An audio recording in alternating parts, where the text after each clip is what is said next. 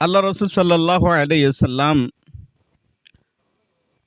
আমাদের সম্মুখে কিছু বাণী রেখেছেন, যে বাণীগুলা উম্মত মুহাম্মদ সাল্লাল্লাহু আলাইহি সাল্লামদের জন্য একমাত্র কল্যাণ। আল্লাহ রাব্বুল ইজ্জত আমাদেরকে কিছু বাণী শিখিয়েছেন, যে বাণীগুলা শুরু থেকে আলমে রহের মাঝ থেকে আল্লাহ রসুল সাল্লাল্লাহু আলাইহি সাল্লাম আল্লাহর এই বাণীগুলা আমাদের সম্মুখে পৌঁছাইয়েছেন। ইকরা বিসমি রাব্বিকাল্লাযী খালাক। আমি আজ শিক্ষা নিয়ে ২-৪টা কথা বলবো।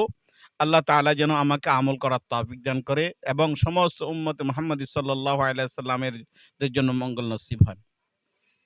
আজকের কথাগুলো হলো যে আমরা প্রত্যেকেই মুসলমান, কিন্তু মুসলমান ভেবে আমরা টুপি মাথায়, পাঞ্জাবি গায়ে কত সুন্দরভাবে চলাফেরা করি, কিন্তু দেখা যায় আমাদের যেই জিনিসগুলা টুপি পরিহার করায়, যে জিনিসগুলা পাঞ্জাবি দিয়ে পরিহার করায়, সেগুলা থেকে আমরা বেঁচে থাকতে পারি না, একমাত্র ওয়াসওয়াসার কারণেই।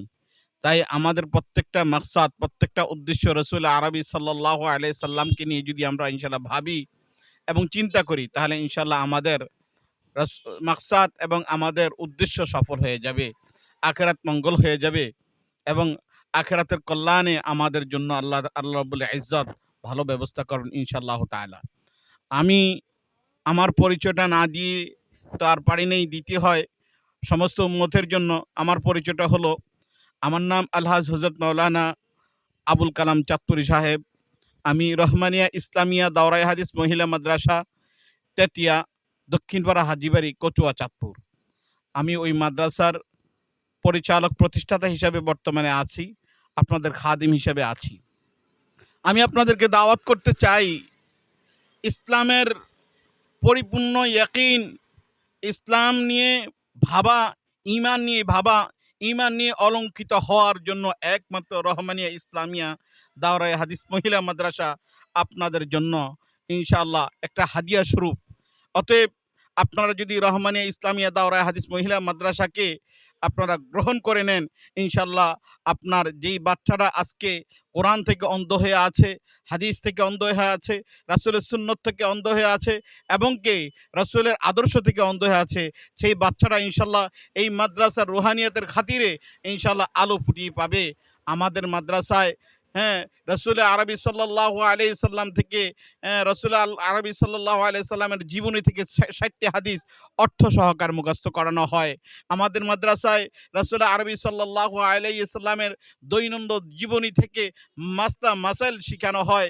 কিভাবে সে ওযু করবে, কিভাবে সে তায়াম্মুম করবে, কিভাবে সে অজুর ভঙ্গের কারণগুলা ভেদ করে অজু পরিপূর্ণ করবে, কিভাবে নামাজ ভাঙ্গার কারণগুলা ভেদ করে নামাজ ভাঙ্গার পরিপূর্ণ হকগুলো আদায় করে নিবে, কিভাবে ইনশাআল্লাহ ওয়াজিবগুলো আদায় করে নিবে, সুন্নতে মুআক্কাদাগুলো আদায় করে নিবে।